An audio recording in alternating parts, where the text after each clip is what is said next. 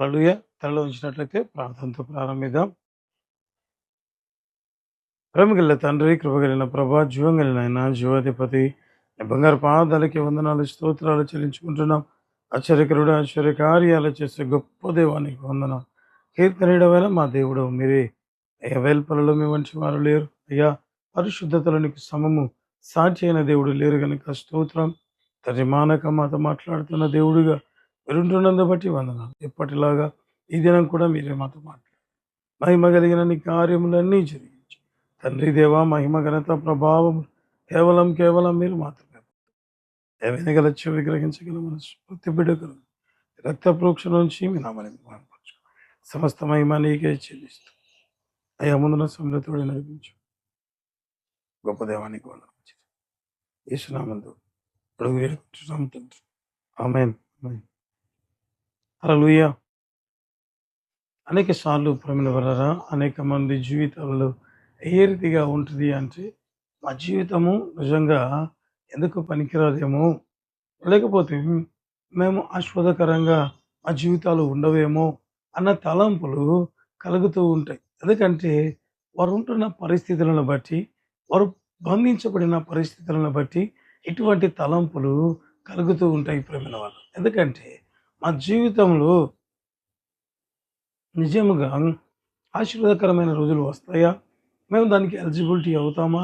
అన్న తలంపులు అనేక మంది జీవితాల్లో కలిగి ఉంటుంది. సో, ఇటువంటి తలంపులు కలిగిన బిడ్డలతో దేవుడు ఈరోజు మాట్లాడాలని ఆశపడుతున్నాడు. హల్లెలూయా! చూద్దాం దేవుడు ఎటువంటి బలమైన రీతిలో మాట్లాడబోతున్నాడో. దేవుని వాక్యాల నుంచి చూడడం ప్రారంభిద్దాం. లూకా సువార్త 19వ అధ్యాయము 31వ వచనాన్ని చదువుకుందాం. ఎవరైనను మీరెందుకు దీన్ని విప్పుచున్నారని మిమ్మునడిగిన ఎడల ఇది ప్రభువునకు కావలసియున్నదని అతనితో చెప్పుడని చెప్పి వారిని పంపెను. ఇక్కడ చూస్తే ప్రేమైన వాళ్ళరా, ఈ వాక్య భాగంలో యేసు ప్రభు చెప్తున్నాడు. ఒకవేళ శిష్యులతో మాట్లాడుతూ, అయ్యా, మీరు ఎదురుగా ఉన్న గ్రామంలోకి వెళ్ళిన ఎడల అక్కడ కట్టబడి ఉన్న ఒక గార్ధబం ఉంటుంది. దాన్ని విప్పి నా యొద్దకు తోలుకొని రండి. ఆ తర్వాత చెప్తాడు, ఇది ఎందుకు తీసుకువెళ్తున్నారంటే, ఇది ప్రభునకు కావలసి ఉన్నది అని వారితో చెప్పుడి అన్నట్లుగా చెప్పినట్లుగా ఇక్కడ మనం బైబిల్ గ్రంథంలో చూడడం ప్రారంభించాం. అంటే దేవుడు ఏం చెప్తున్నాడంటే, ఒక కట్టబడి ఉన్న గర్ధబంని ఇప్పి తోలుకొని రండి. అంత మాత్రమే కాకుండా అది ఎందుకు అని ఎవరైనా మిమ్మల్ని అడిగితే, అది ప్రభువునకు కావలసి ఉన్నది అని చెప్పుడి అన్నట్లుగా ఇక్కడ మనం బైబిల్ గ్రంథంలో చూడడం ప్రారంభించాం ప్రేమనవారు. నిజంగా నాకు అనిపిస్తది, ఒకవేళ గార్ధబం గురించి మనం ఆలోచిస్తే సాధారణంగా ఏమనుకుంటది, అయ్యో, నేను మామూలుగైన గర్ధబమే. అంటే ఒకవేళ నాకనిపిస్తది కట్టుబడి ఉన్న గార్ధబం. రెండోది ఏమని ఉంటదంటే, ఎన్నడూ ఎప్పుడు ఎవరును దాని మీద కూర్చొని ఉండలేదు అన్న మాట కూడా మనకు కనబడతది ప్రేమైన వాళ్ళ. అంటే ఏ రీతిగా ఉంది అంటే, కట్టబడి ఉన్న అనుభవంలో ఉంటున్నది. అంటే నాకనిపిస్తది ఇంకొంచెంగా ఆలోచిస్తే గార్ధబము గురించి ఒకవేళ గొప్పగా చెప్పుకునే పరిస్థితులైతే ఏం పెద్దగా ఉండవు ప్రేమైన వాళ్ళు. ఎందుకంటే ఒకవేళ మిగిలిన జంతువులను అయితే ఒక రీతిగా గొప్పగా చెప్తారేమో కానీ గర్దభాన్ని సాధారణంగా చూస్తూ ఉంటారు. బరువులు మోయడానికి వీటి మాత్రమే వాడుతూ ఉంటారు. అంతే కదా! మరి ఇక్కడ చూస్తే ఈ గార్ధబం పరిస్థితి ఏ రీతిగా ఉంది? అది కూడా చేయలేనంత పరిస్థితిలో ఉందంట. కట్టబడి ఉన్నదంట ప్రవీణ వాళ్ళ. అయితే దేవుడు ఏం చెప్తున్నాడంటే దాన్ని విప్పి తోలుకొని రాడని చెప్తూ, ఎందుకు అంటే ఇది ప్రభునకు కావలసి ఉన్నది.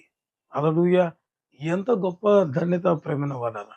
ఎందుకు ఆ మాట చెప్తున్నానంటే, సాధారణంగా గార్ధబం గురించి ఎవరు పెద్దగా అనుకోరు. అది కూడా ఇంకా బాగా చెప్పాలి అంటే, ఒక మీకు ఎదురుగా ఉన్న మరి వాటిలోకి వెళ్ళి అన్నట్లుగా చెప్పడం ప్రారంభిస్తాం. అంటే ఎటు చూసినా ఆ గార్ధబం జీవితంలో ఉన్నతమైన ఆశీర్వాదకరమైన రోజులు వస్తాయా అంటే చెప్పలేం ప్రేమైన వాళ్ళు. ఎటు కూడా ఊహించడానికి కూడా ఏమాత్రమైన ఛాన్స్ ఉందా అంటే లేదు ప్రేమైన వాళ్ళు. ఎందుకు చెప్తున్నానంటే గొప్ప గొప్ప వారు నిన్నెక్కుతారు. లేకపోతే ఇంకా ఇంకా ఒకవేళ మీరు అనొచ్చు, బ్రదర్, మరి పాత నిబంధన గ్రంథంలో దావీదుకు ఒక గార్ధం ఉన్నింది.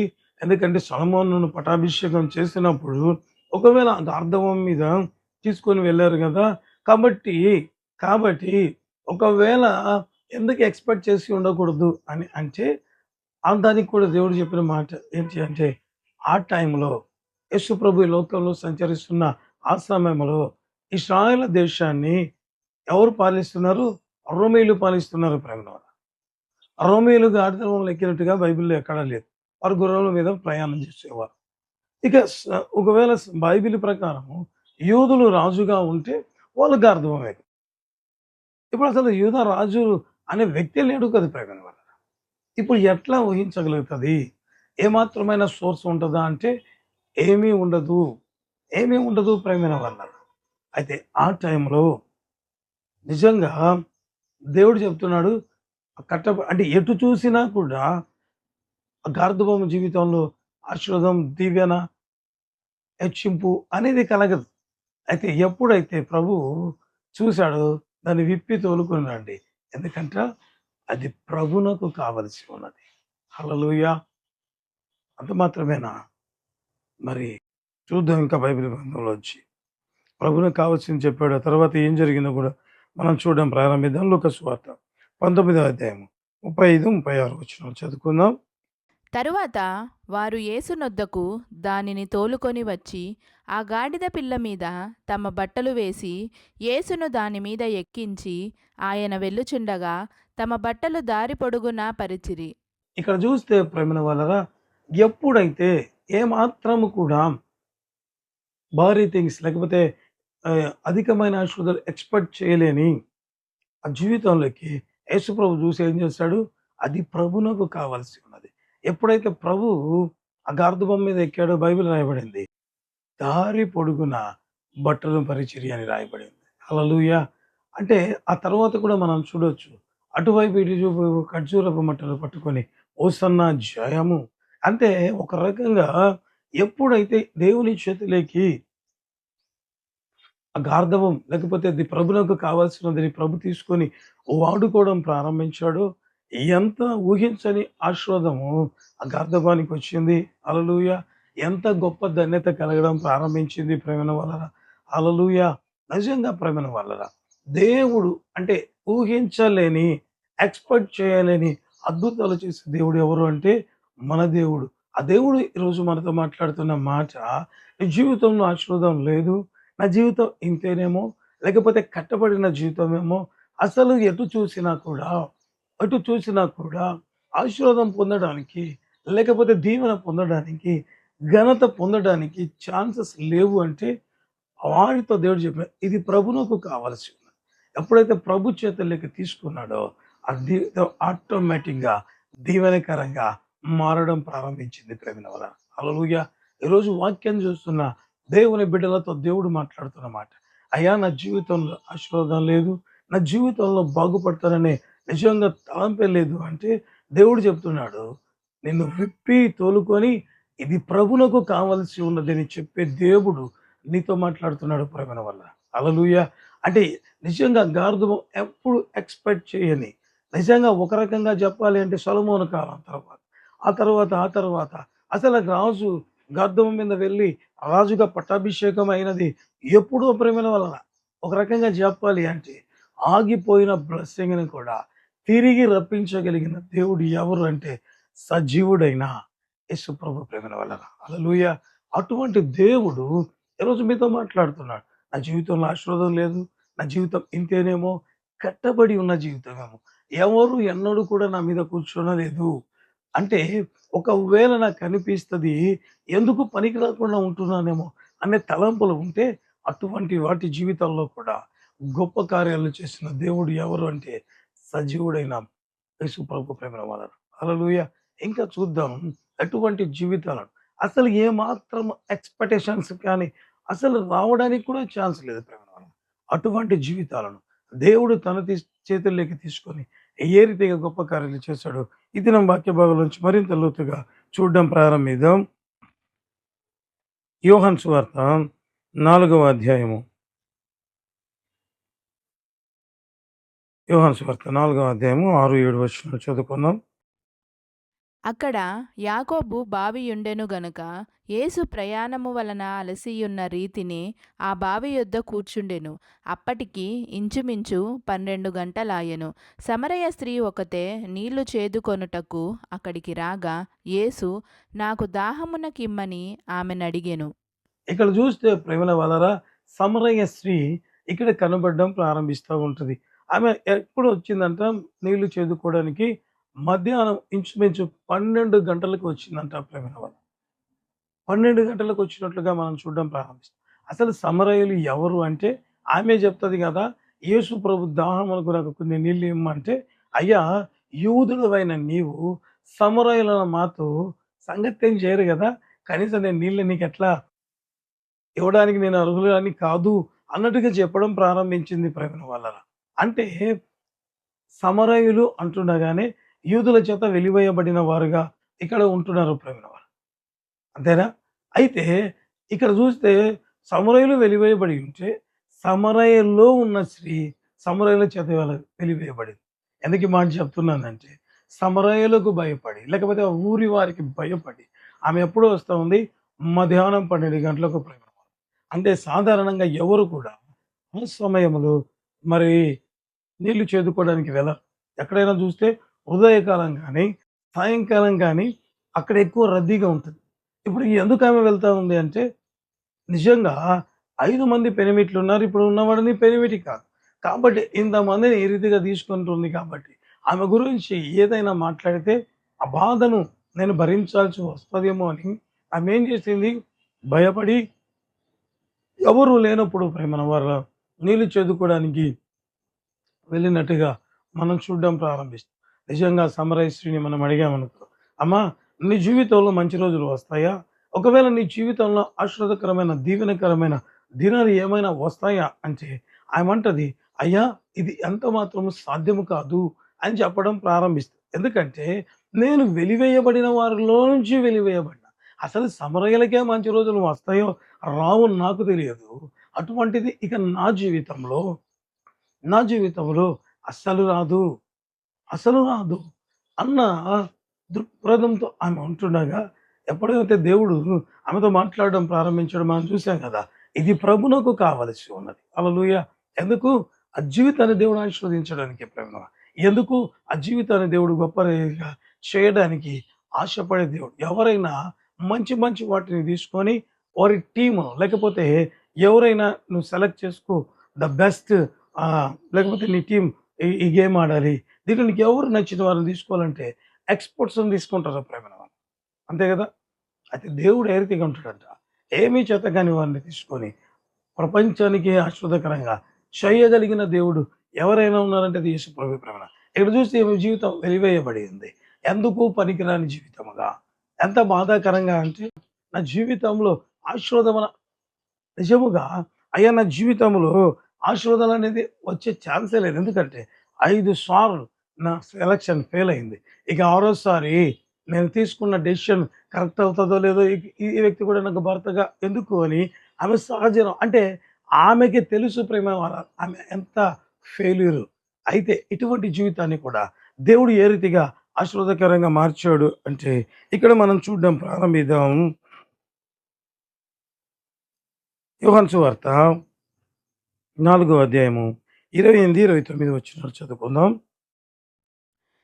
ఆ స్త్రీ తన కుండ విడిచిపెట్టి ఊరిలోనికి వెళ్ళి, మీరు వచ్చి నేను చేసినవన్నీయు నాతో చెప్పిన మనుష్యుని చూడుడి, ఈయన క్రీస్తు కాడా అని ఆ ఊరి వారితో చెప్పగా, ఇంతవరకు వారిని చూసి భయపడింది. ఎప్పుడైతే యేసు ప్రభు చేతులకి ఆమె జీవితం వెళ్ళడం ప్రారంభమైందో ఏ రీతిగా ఉందంట, ఆ ఊరి వారి దగ్గరికి వెళ్ళి ఆమె చెప్తున్న మాట, అయ్యా నేను చేసినవన్నీయు నాతో చెప్పినైనా క్రీస్తు కాడా ప్రకటించే వ్యక్తిగా మారింది ప్రేమ. ప్రకటించే వ్యక్తిగా మారింది. హల్లెలూయా! అంటే యేసు ప్రభు ఏం చెప్తున్నాడు? ఈ గార్ధం కట్టబడి ఉంది కదా! ఇది నాకు కావాలి అని. ఏం చేశాడు? ఆశీర్వాదకరంగా చేశాడు. ఇప్పుడు ఈమె జీవితాన్ని చేసుకున్నాడు. అది ఆమె జీవితాన్ని దేవుడు తీసుకున్నాడు. విప్పి ఏం చేశాడు? స్వార్థ ప్రకటించే వ్యక్తిగా మార్చడం ప్రారంభించాడు. అంతేనా అంటే ఇక చూడడం ప్రారంభిద్దాం. యోహాను సువార్త 4వ అధ్యాయం 39వ వచనం. నేను చేసినవన్నీయు నాతో చెప్పెనని సాక్ష్యమిచ్చిన స్త్రీ యొక్క మాటను బట్టి ఆ ఊరిలోని సమరయులలో అనేకులు ఆయన యందు విశ్వాసముంచిరి. హల్లెలూయా! హల్లెలూయా! అసలు నా జీవితమే వేస్ట్ అంటే ఆమె జీవితం ద్వారా అనేక మంది జీవితాలు అనేక మంది జీవితాల ప్రేమ. బైబిల్ చాలా చక్కగా రాయబడి ఉంటుంది. మాట చదువుతున్నప్పుడు నాకు భలే ఆశ్చర్యం అనిపించింది. ఆ ఊరిలోని సమరయులు అనేకులు ఆయన యందు విశ్వాసం ఉంచారు. అంటే ఎవరి జీవితం అయితే అంటే ఆమె ఎందుకు పనికిరాని అంత దౌర్భాగ్య స్థితిలోంచి ఎప్పుడైతే యేసు ప్రభు ఆమె జీవితాన్ని తీసుకున్నాడో, లేకపోతే ఆమె జీవితాన్ని దేవుడు కోరుకున్నాడు. ఆ వ్యక్తిని ఏమన్నా కోరుకున్నాడా దేవుడు? ఆమె జీవితం ఏ రీతిగా ఉంది? వాక్యం ప్రకటించే వ్యక్తి కాదు. అనేక మందిని ఆ భయంకరమైన పరిస్థితుల్లో మేము యోధుల దగ్గరికి వెళ్ళలేం, మేము యెరూషలేము మందిరానికి వెళ్ళలేం అనుకుంటున్న వారి జీవితాల్లో ఎంత ఆశీర్వాదకరంగా మార్చే ఒక సేవా సాధనముగా మారడం ప్రారంభించింది. హల్లెలూయా! అనేక సార్లు మనం అనుకుంటుంటాం. అయ్యా నా జీవితమా? అయ్యా నా జీవితం ద్వారా అనేకులు మార్చబడతారా? లేకపోతే నేను అనేకులకు దీవెనకరంగా, ఆశీర్వాదకరంగా మార్చబడతానా అంటే నిజంగా దేవుడు డైరెక్ట్‌గా మాట్లాడు. అసలు మీకే హోప్స్ లేదు గదా! అయితే నా దేవుడు చెప్తున్న మాట. ఇది ప్రభు నాకు కావాలి. ఎప్పుడైతే ఆయన తీసుకున్నాడో ఏ రీతిగా మారింది అంటే అనేకులకు, అనేకులకు ఆశీర్వాదకరంగా మార్చడం ప్రారంభించాడు. హల్లెలూయా! ఎవరు మన దేవుడు అంటే ఎంత భయంకరమైన స్థితిలో, నిరీక్షణ లేని స్థితిలో మీరున్న మీ జీవితంలో ఆశీర్వాదంగా మార్చడానికి దేవుడు సిద్ధంగా ఉంటున్నాడు ప్రేమగా. అందుకే దేవుడు చెప్తున్న ఈ సందేశం ఏంటి అంటే ఇది ప్రభునకు కావాలి. దేవుడు మాట్లాడుతున్న మాట. ఇది ప్రభువునకు కావాలి. మాట మార్చి చెప్తే మీరు ప్రభువునకు కావాల్సిన వారు. ఎందుకు ప్రభు అంటే నిజముగా అనేకులకు ఆశీర్వాదకరం. మీరు అనుకుంటున్నారు కదా! నా జీవితంలో ఆశీర్వాదాలే. మీరు అనుకుంటున్నారు కదా! ప్రభువుని నమ్ముకో నా జీవితంలో దీవెన అనేది వస్తదా? అసలు బంధించబడిన స్థితిలో ఉన్నాను. అయితే దేవుడు చెప్తున్నాడు విడిపించి ఆయన మిమ్మల్ని ఏం చేస్తాడు? ఆయన సొత్తుగా చేసి బలమైన సేవా సాధనాలుగా మార్చే దేవుడిగా నిజంగా ఈ 2 సందర్భాలు మనం చూడడం ప్రారంభించాం. ఇంకొక సందర్భాన్ని మీకు చూపించి ఈ దినపు వాక్య పరిచర్యను నేను ముగించాలని ఆశపడుతున్నాను ప్రేమల వల్ల. మార్కు సువార్త 5వ అధ్యాయము 5వ వచనాన్ని చదువుకుందాం. వాడు ఎల్లప్పుడును రాత్రింబగళ్ళు సమాధులలోనూ కొండలలోనూ కేకలు వేయుచు తన్ను తాను రాళ్లతో గాయపరుచుకొనుచు నుండెను. ఇక్కడ చూస్తే ప్రేమైన వాళ్ళరా ఇంకొక వ్యక్తి జీవితాన్ని ఇక్కడ నేను మీ ముందు ఉంచాలని ఆశపడతాను. ఈ వ్యక్తి జీవితం ఏ రీతిగా ఉంది అంటే సేన దయ్యం పట్టి బాధపడుతున్నాడు. ఏ రీతిగా ఉన్నాడంటే ఇక్కడ రాయబడి ఉంటుంది. అతడు ఎక్కడున్నాడంటే సమాధులను కొండలను ఉంటూ రాళ్ళు తీసుకొని తనను తాను గాయపరుచుకుంటున్నాడు. అంటే ఎంత భయంకరమైన పరిస్థితి! ఎంత భయంకరమైన పరిస్థితి! గార్ధవం అయితే కేవలం కట్టబడి ఉంది. దేవుడు ఆశీర్వదించాడు. తీసుకుంది. ఆ తర్వాత సమరయశ్రీ కంఫర్టబుల్‌గా ఉంది. కానీ ప్రజల చేత భయపడుతూ బాధపడతాడు. ఇక్కడ చూస్తే ప్రేమల వలన అసలు తనను తాను గాయపరుచుకునే ఒక భయంకరమైన పరిస్థితిలో ఈ వ్యక్తి మరి ఉంటున్నాడు. ఎటువంటి జీవితం కూడా, ఎటువంటి జీవితం కూడా ఆశీర్వదించబడతదా? దీవించబడతదా? అనేకులకు ఆశీర్వాదకరంగా మార్చబడతదా అంటే ఇక్కడ మనం చూడడం ప్రారంభిద్దాం ప్రేమల వలన. మార్కు సువార్త 5వ అధ్యాయం 15వ వచనాన్ని చూసుకుందాం. జనులు జరిగినది చూడవెళ్ళి యేసునొద్దకు వచ్చి సేన అను దయ్యములు పట్టినవాడు బట్టలు ధరించుకొని స్వస్థచిత్తుడై కూర్చుండియుండుట చూచి భయపడిరి. ఇక్కడ చూస్తే ప్రజలకు ఒక రకంగా ఆశ్చర్యం కలిగింది. ఎందుకంటే బైబిల్‌లోకి రాయబడి ఉంటది. మార్కు సువార్త 5వ అధ్యాయంలో ఏమని ఉంటాదంటే అతని సంకెళ్ళ చేత కూడా ఎవరు సాధువు చేయలేకపోయారు. కాలి సంకెళ్ళను, చేతి సంకెళ్ళను తుత్తులుగా చేయడం ప్రారంభం. ఇప్పుడు వాళ్ళందరూ కూడా అనుకున్నారు. ఏమని అంటే వీరి జీవితం బాగుపడదు. ఎట్టి పరిస్థితుల్లో ఆ వ్యక్తి కాదు ప్రేమల చూస్తున్న ప్రజలు సైతం ఈ వ్యక్తి జీవితంలో ఆశీర్వాదం పొందే హైలీ ఇంపాసిబుల్ అనుకున్నారు. ఎందుకంటే తనను తాను గాయపరచుకుంటారు. వాళ్ళు ఎంత ప్రయత్నం చేసినా కనీసం వారి ప్రయత్నాల ద్వారా ఏమైనా మార్పు కలుగుతుందా అంటే ఏమి కలగలేదు. కాబట్టి వాళ్ళు నిజంగా ఈ వ్యక్తి జీవితం ఇంతే అనుకున్నారు. ఎందుకంటే అతడు స్వస్థ చిత్తుడై కూర్చొని ఉండడం చూసి భయపడ్డారంట ప్రేమ. అరే ఇదేంటి ఇట్లా ఉంది? ఎన్నో రోజులుగా మేము చూస్తున్నాం కదా! ఈ వ్యక్తి జీవితం మారదనుకున్నాం కదా! ఈ వ్యక్తి జీవితంలో ఆశీర్వాదాలు ఉండవు అనుకున్నాం కదా! ఈ వ్యక్తి జీవితంలో బట్టలు కట్టుకోవడం అనేది, లేకపోతే స్వస్థతిచ్చుడై ఉండడం అనేది హైలీ ఇంపాసిబుల్ అనుకున్నాం కదా! How is possible? ఏ రీతిగా ఇది సాధ్యమైంది అని ఒకింతగా ఆశ్చర్యపడినట్లుగా, భయపడినట్లుగా మనం చూడడం ప్రారంభిస్తాం. అంటే ఇది జరగదు అని వాళ్ళు ఫిక్స్ అయిపోయిన ప్రేమ. అటువంటి జీవితాల్లో కూడా అద్భుతం చేసేది ఎవరు అంటే, మనము సేవిస్తున్న సజీవుడైన యేసయ్య. అనేక సార్లు విశ్వాసులు చెప్తుంటారు, అయ్యా నన్ను చూసి ప్రజలు అనుకుంటున్నారు, వీని జీవితం ఇంతే, వీడి జీవితంలో ఆశీర్వాదాలు ఉండవు, వీని జీవితంలో దుఃఖం మాత్రమే ఉంటది. అయ్యా నిజంగా వీరి జీవితం ఒక వేస్ట్ లైఫ్ అని అంటున్నారు అంటే, ఇక్కడ కూడా ప్రేమ వారు ఈ వ్యక్తి జీవితం వేస్ట్ అనుకున్నారు. ఈ వ్యక్తి బాగుపడడు అనుకున్నారు. ఈ వ్యక్తి ఎందుకు తరం కాడనుకున్నారు. అయితే స్వస్థ చిత్తుడై యేసయ్య పాదాల దగ్గర కూర్చొని ఉంటుండగా వారు భయపడడం ప్రారంభించారు. అంత మాత్రమేనా, ఇంకా ఎన్ని ఆశీర్వాదాలు ఆ వ్యక్తి జీవితంలోకి వచ్చాయో చూడడం ప్రారంభిద్దాం. అది మార్కు సువార్త 5వ అధ్యాయం 20వ వచనం చదువుకుందాం. వాడు వెళ్ళి యేసు తనకు చేసినవన్నీయు దెకపొలిలో ప్రకటింపనారంభింపగా అందరూ ఆశ్చర్యపడిరి. హల్లెలూయా! నిజంగా ప్రేమైన వాళ్ళారా, బాగవుతుంటేనే భయపడ్డారు. ఇప్పుడు ప్రకటిస్తుంటే ఆశ్చర్యపడుతున్నారంట. హల్లెలూయా! ఎందుకంటే అసలు వీడు బాగుపడే స్వస్థతిచ్చుడే కాడనుకున్నాం. అది చూసి భయపడ్డాం. ఈరోజు చూస్తే యేసు ప్రభు సువార్తను ప్రకటించే వ్యక్తిగా ఇది చూసి ఆశ్చర్యపడం. ఇదేంటి, ఒకవేళ నాకు అనిపిస్తది, ఈ ఊర్లో ఇన్ని రోజుల నుంచి మేము బాగా ఉన్నాం, ఆరోగ్యంగా ఉంటున్నాం. మరి మాకు లేని ధన్యత ఈ వ్యక్తికి ఎట్లా వచ్చిందని ఒకవేళ ఆశ్చర్యపడడం ప్రారంభించాం. హల్లెలూయా! ఇటువంటి జీవితం కూడా బాగుపడతదా? ఒకవేళ విన్నవారు ప్రేమనవారు, ఒకవేళ వారి ప్రాంతం వారు కానప్పుడు ఆ పక్క ప్రాంతం వారు, అరే ఇటువంటి జీవితాలు కూడా ఇంత ఆశీర్వాదకరంగా మార్చబడతదా? ఇంత దీవెనకరంగా మార్చబడతదా? అని ఆ వ్యక్తి చెబుతుంటే వారు ఆశ్చర్యపడడం ప్రారంభించారు. హల్లెలూయా! ఈ వాక్యం ద్వారా ప్రభు మనతో ఏం మాట్లాడుతున్నాడంటే, అయ్యా నువ్వు అనుకుంటున్నావు కదా, ప్రజలు నీతో మాటి మాటికి అనటం వల్ల, మాటి మాటికి నీ జీవితం ఇంతే, నువ్వు బాగుపడవు, నీ జీవితం ఇంతే, నీ జీవితంలో ఆశీర్వాదం ఉండదు, నీ జీవితంలో దీవెన ఉండదు అని నువ్వు చెప్తున్నావు కదా! అటువంటి జీవితం నీ జీవితం అయినా కూడా దేవుడు చెప్తున్న మాట, ఆ జీవితాన్ని కూడా ఆశీర్వాదకరంగా మార్చే దేవుడు, సజీవుడైన యేసు, నీవు సేవిస్తున్న దేవుడు. ఆ దేవుడు నీతో అంటున్నా, మీరు ప్రభువునకు కావాల్సిన వారు. హల్లెలూయా! ఎందుకు అంటే ఇంత దీవెనకరంగా మార్చడానికి ప్రేమైన వాళ్ళారా. మరి ఒకవేళ కట్టబడి బాధపడుతూ ఇక్కడే 4 గోడల మధ్య నీ ఈ ప్రాంతంలోనే, లేకపోతే ఈ పశువుల పాకలోనే కట్టబడిన జీవితంగా నా జీవితం ఉంటదేమో అనుకున్న గార్ధబాని నిజంగా యెరూషలేముకే ఊరేగింపుగా తీసుకెళ్ళిన దేవుడు, అయా సమరయులే నాతో మాట్లాడితే చాలులే అనుకుంటే సమరయులని దేవుని వైపే తిప్పే కృప దేవుడిచ్చిన దేవుడు. ప్రజలందరూ చెప్పారు, ఈ లైఫ్ మారదు, ఈ జీవితంలో ఆశీర్వాదాలు ఉండవు. అయితే అదే లైఫ్‌లో దేవుడు ఏం చేశాడు, ఆశీర్వాదకరంగా మార్చాడు. హల్లెలూయా! మరి ఏ దానిలోనూ బంధించబడి ఉన్నావు, జీవితం ఆశీర్వాదాలు వీటన్నిటి నుంచి విడిపించిన దేవుడే ఈ వాక్యంలో ప్రత్యక్షమై తన నామాన్ని మహిమపరుచుకున్న దేవుడు. వీరి జీవితంలో అద్భుతాలు చేసిన దేవుడు. నేటికి సజీవుడై ఉన్నాడు.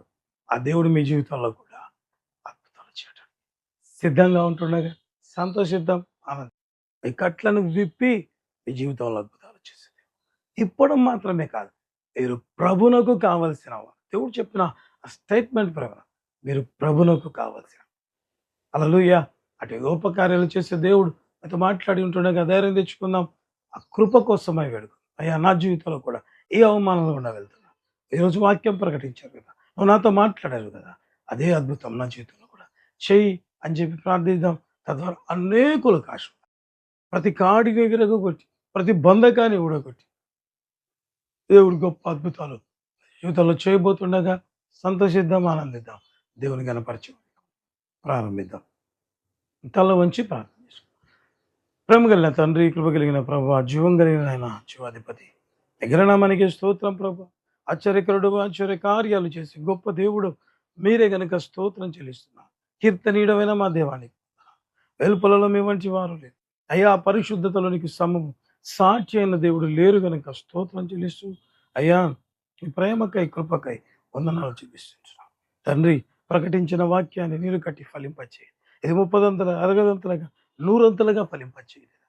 వాక్యం జ్ఞాపకం చేసుకొని ఎందరైతే ప్రార్థిస్తారో వారి అందరి జీవితాలు అయా చిగురించబడాలి, దీవించబడాలి, ఆశీర్వదించబడాలి. అంత మాత్రమే కాకుండా అనేకులకు దీవెన మార్చబడునుగాక. అట్టి బలమైన నీ కార్యాలు జరిగించి తండ్రి దేవా మీ నామాన్ని మీరు మహిమపరచుకోమని ప్రార్థించి ఎంతమంది మూడుబారిన జీవితంలో వాటన్నిటినీ చిగురింప చేయగలిగిన సర్వశక్తిమంతుడా నీకు వందనాలు. ఈ బలమైన కార్యాలు జరిగించి మేము పరిశుద్ధాత్మ దైవ దిగిరండి నాయన, ఒక్కొక్కరిని దర్శించండి నాయన.